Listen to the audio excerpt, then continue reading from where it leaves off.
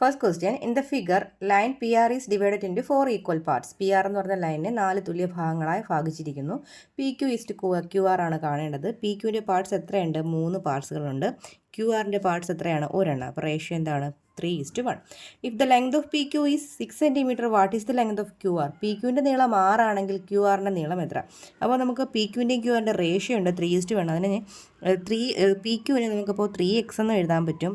അതുപോലെ ക്യു ആറിന് നമുക്ക് എക്സ് എന്ന് ഒരു എക്സ്, അതായത് എക്സ് എന്ന് എഴുതാൻ പറ്റും. ഇവിടെ പി ക്യുവിൻ്റെ ലെങ്ത് 6 എന്ന് തന്നിട്ടുണ്ട്, അതായത് 3x ആണ് 6 അല്ലേ. അപ്പോൾ എക്സ് ഈക്വൽസ് 6/3 ഈക്വൽസ് 2 എന്ന് കിട്ടും. അപ്പോൾ 2 സെൻറ്റിമീറ്റർ. അപ്പോൾ ക്യു ആർ എന്ന് പറയുന്നത് എത്രയാണ്? നമ്മൾ എക്സ് എന്നല്ലേ എടുത്തത്. അപ്പോൾ ക്യു ആറിൻ്റെ നീളം എത്രയാണ്? 2 centimetre. Second question, write 1/25 as a fraction with denominator a power of 10. 1/25ൻ്റെ ഡിനോമിനേറ്ററിനെ 10ൻ്റെ പവർ ആക്കി എഴുതുക. അതായത് 1/25 നമുക്ക് എങ്ങനെ എഴുതാം?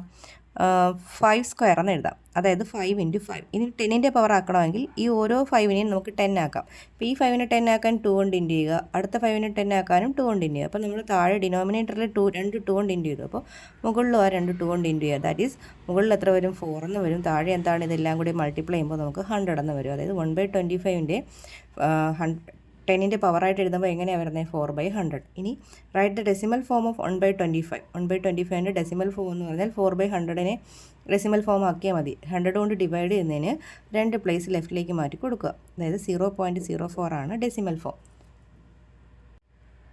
Third question, one angle of an isosceles triangle is 130 degree. What are the other 2 angles? അതായത് ഒരു ഐസോസെലസ് ട്രയാംഗിളിൻ്റെ ഒരു ആംഗിൾ തന്നിട്ടുണ്ട്. എന്താണ് ഐസോസെലസ് ട്രയാംഗിൾ? സമപാർശ്വ ത്രികോണം.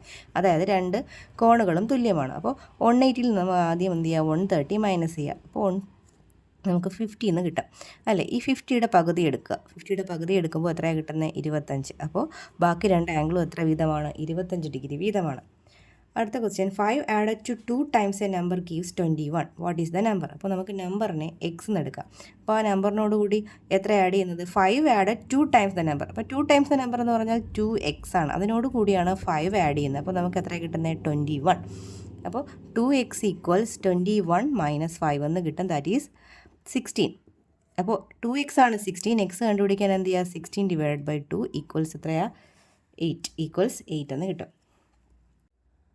Fifth question, length of the diagonal of A square is 10 centimetre. ഒരു സ്ക്വയറിൻ്റെ ഡയഗണലിൻ്റെ നീളം തന്നിട്ടുണ്ട്. Find the area of the square. അപ്പോൾ ഡയഗണലിൻ്റെ നീളം, വികരണത്തിൻ്റെ നീളം അറിയാമെങ്കിൽ ഏരിയ കാണുന്ന ഫോർമുല എന്താണ്? ½ d². ½ d എത്രയാണ് ഇവിടെ? 10. 10ൻ്റെ സ്ക്വയർ.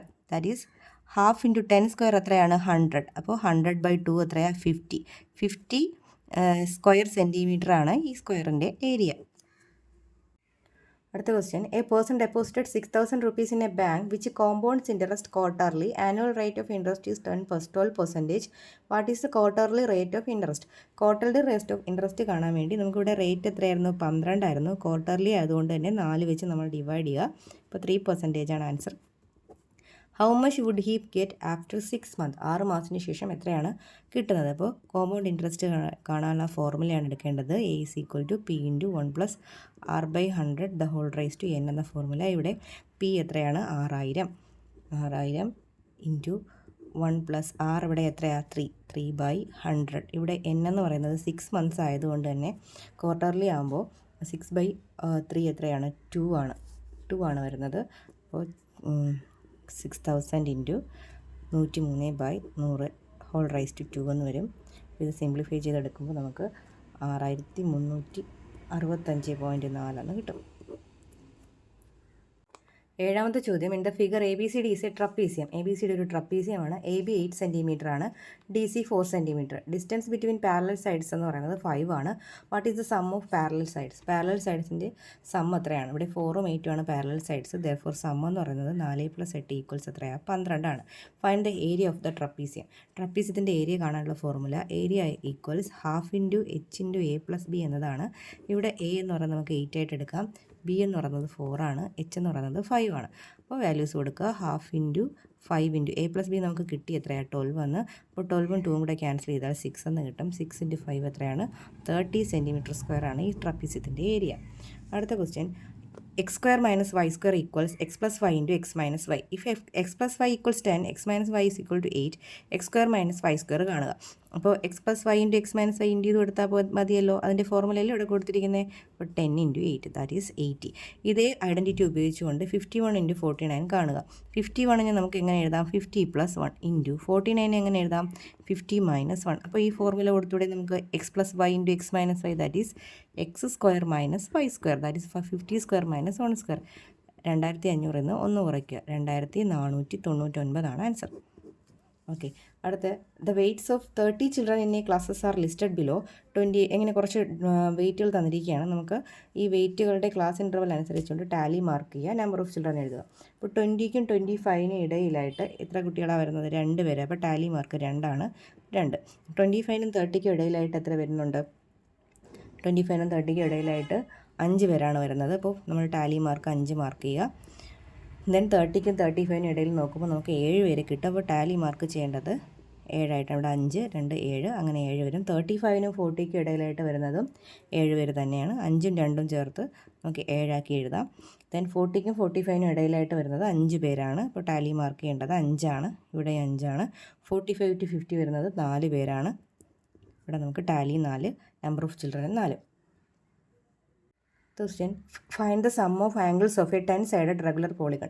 അപ്പോൾ റെഗുലർ പോളിഗണിൻ്റെ സം കാണാൻ ഫോർമുലയുണ്ട്. n-2 into 180. ഇവിടെ n എന്ന് പറയുന്നത് 10 ആണ്. ദെർഫോർ എന്നിൻ്റെ പ്ലേസിൽ നമുക്ക് 10 കൊടുക്കാം. 10 - 2 എത്രയാണ്? 8.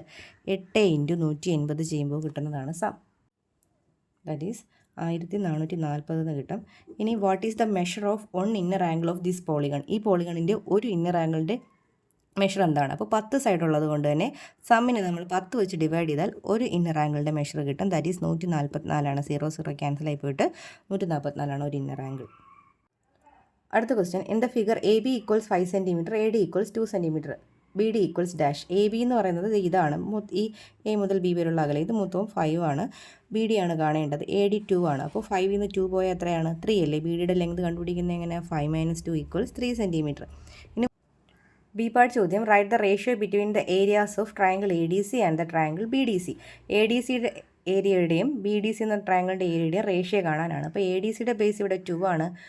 അതുപോലെ ബി ഡി സിയുടെ ബേസ് ഇവിടെ 3 എന്ന് കിട്ടി. അപ്പോൾ ആ രണ്ട് സൈഡ്സിൻ്റെ റേഷ്യോ തന്നെ ആയിരിക്കും അവരുടെ ഏരിയയുടെയും റേഷ്യോ. ദാറ്റ് ഈസ് 2:3 തന്നെയാണ് ratio. If the area of triangle A B C എന്ന് പറഞ്ഞ ട്രയാങ്കിളിൻ്റെ ഏരിയ 35 ആണെങ്കിൽ find the area of triangle A D സിയുടെ ഏരിയ കാണുക. അതായത് ഈ രണ്ട് ട്രയാങ്കിൾസിൻ്റെ ഏരിയയുടെ സമ്മാണ് നമുക്കിവിടെ 35 എന്ന് കിട്ടിയിരിക്കുന്നത്. അപ്പോൾ ഏരിയ നമ്മൾ 2:3 എന്ന് എടുത്തു കഴിഞ്ഞാൽ, അപ്പോൾ ഏരിയ നമുക്ക് 2:3 ആണെങ്കിൽ 2x-ഉം 3x-ഉമാണ് ഈ രണ്ട് ട്രയാങ്കിളിൻ്റെയും ഏരിയകൾ. അപ്പോൾ അതിൻ്റെ സമ്മാണ് ഈ 35 എന്ന് തന്നിരിക്കുന്നത്. ദാറ്റ് ഈസ് 2x + 3x ആണ് 35. ദാറ്റ് ഈസ് 2x + 3x എത്രയാണ്? 5x. അപ്പോൾ എക്സ് കാണുന്നത് 35/5 ദാറ്റ് ഈസ് 7 ആണ് എക്സ് എന്ന് കിട്ടുന്നത്. നമുക്ക് വേണ്ടത് എക്സ് അല്ല, നമുക്ക് വേണ്ടത് എ ഡി സിയുടെ ഏരിയ ആണ്. എ ഡി സിയുടെ ഏരിയ സൂചിപ്പിക്കുന്നത് 2x ആണ്. 2x that is 2 × 7. 2 × 7 14 ആണ്. 14 സെൻറ്റിമീറ്റർ സ്ക്വയർ ആണ് എ ഡി സി എന്ന് പറഞ്ഞ ട്രയാങ്കിളിൻ്റെ ഏരിയ. 12th ക്വസ്റ്റ്യൻ ഡ്രോയിങ് ആണ്.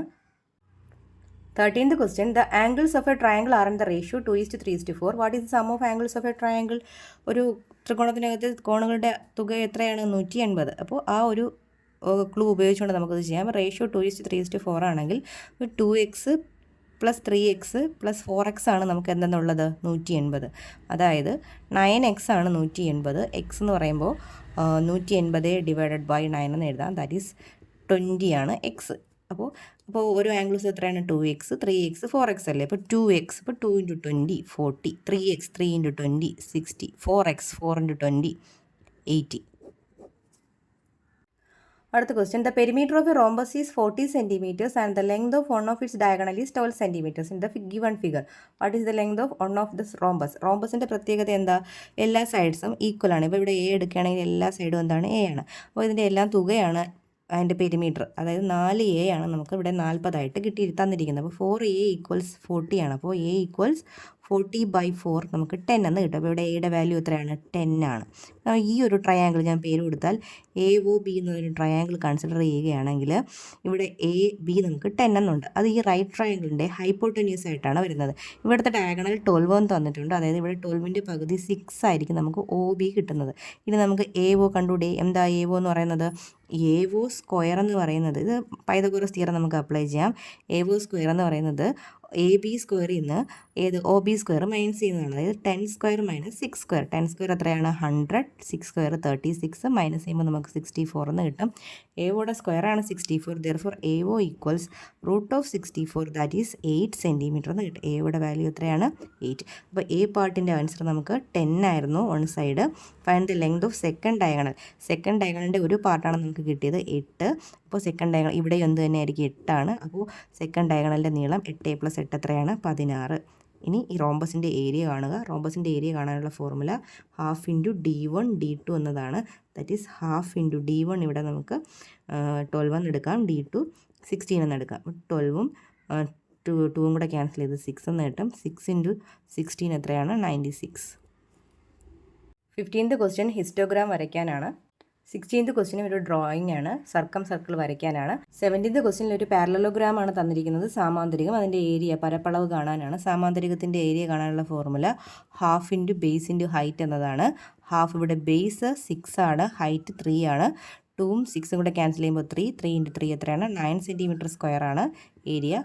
അടുത്തത് പാരലലോഗ്രാം വരയ്ക്കാനാണ് ക്വസ്റ്റ്യൻ ബി പാർട്ട്. അടുത്തൊരു പാറ്റേൺ ക്വസ്റ്റ്യൻ ആണ്.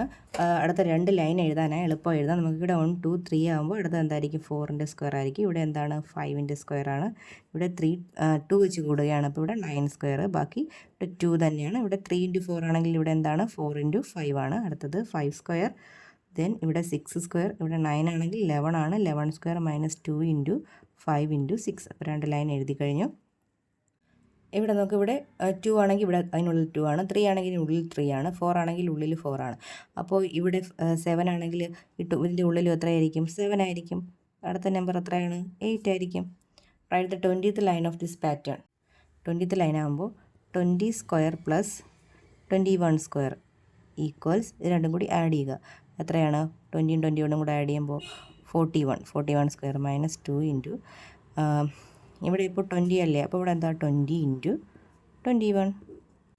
a square plus b square equals a + b the whole square minus 2 × a × b.